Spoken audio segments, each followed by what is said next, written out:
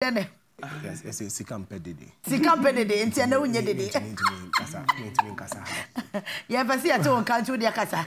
And yes, he can't know did into their casa. But Sikampede to me. But the team at Mecha, and the youth of Ghana, the technical team will be our. In all fairness, so offer the transcripts of the speech, Yeah. There were some very good things in the speech, and in all honesty. But don't say nobody is discussing any other part of the speech. The only thing people highlighted is Sikampedede.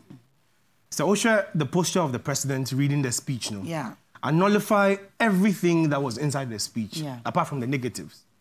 And I've said before, say all the people who are around the president, Omo handle president, and they have to resign. Omo fairly. Yes. Let's go into the speech itself. The president admitted at some point, we are in crisis, which is a good thing. Yeah. Yes. At least we admitted, things nyamankoye. Yes.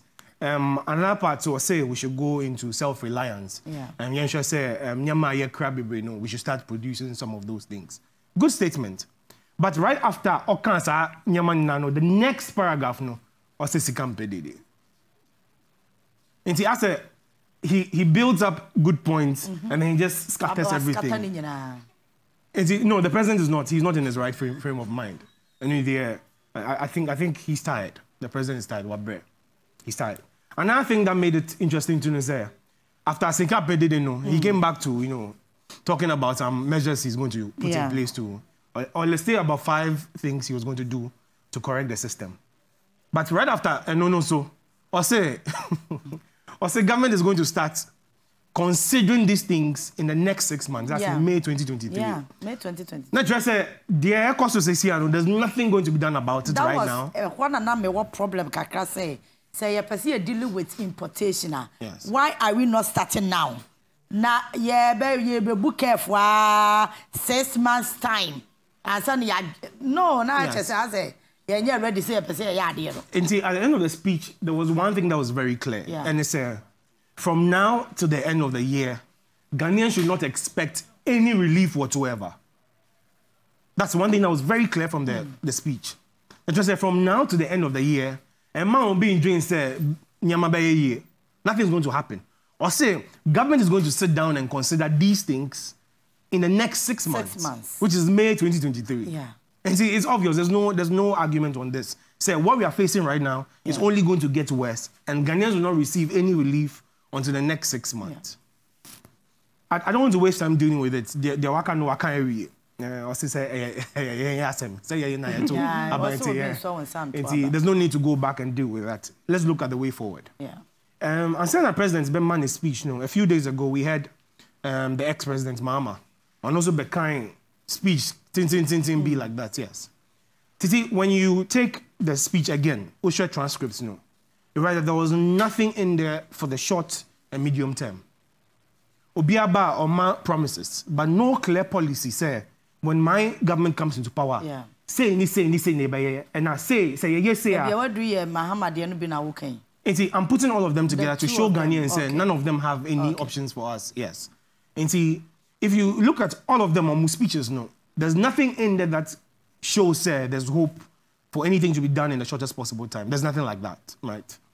And another thing the president will mention is, in spite of all of it, he was comparing to other countries. Into Obobo, Togo, Cote d'Ivoire, and all of those things again.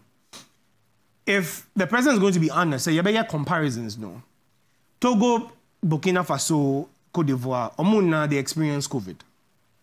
Omuna have experienced the effects of the Russian-Ukraine war.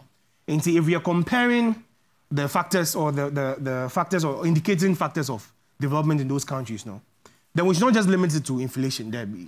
Let's look at the per capita income. The national debt to GDP ratio. Let's compare everything.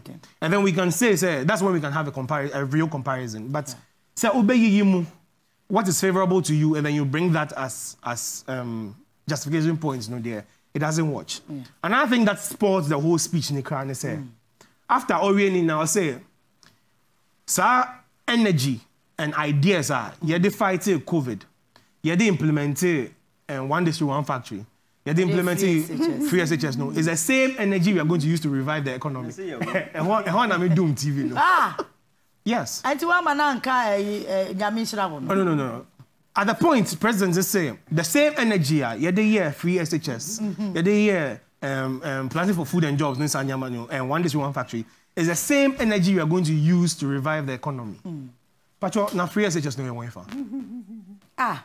Planting for food and jobs. Where is it? Free SHS. One district, one factory. Where is it? And 169. Also, why 169? And if you are going to use that same energy to drive the economy, that means we are in doom. Yes, nothing is going to happen. But you see, we see 169 factories. Also, we see 169. We say when the you let me not give quotes, but let's examine this quickly. So we see 169 factories. We should see increase in the number of employment. And it's just simple mathematics. Yes. And see, they should show us the number of people they've employed in those factories. Almost fast statistics number. It's just that simple. Yes. So I'll say planting for food and jobs have been successful. So, market and so prices of food will come down. Simple economics. And see, if we are producing tomatoes in toast, and it's in commercial quantities, in abundance, when we say so market, with a little cigar, bare 5 6 10 cities, we between a top in toast be brave. That's not the situation right now. 5 cities in a simple. 2.5. It's a better half of the account. Yes, and see, the president is telling us something different, but the reality on the ground is also different. It's also different. And you see, basic economics doesn't lie. So, if you're bull markets more, the prices come down. It's just that simple. And see, Ghanaians will be the judge of this. If food is really in abundance, Ghanaians would have told us. But that's not the case. So I'll say you've built 169 factories. Show us the number of employees you've had. No, NAPCO. Why couldn't you have even pushed NAPCO and trainees into those factories that you built? That would have been the fastest way to absorb those numbers. But you've not been able to do that. And those people are still home, haven't been paid the allowance. And you say 169 factories are operational. And see, why would factories anymore?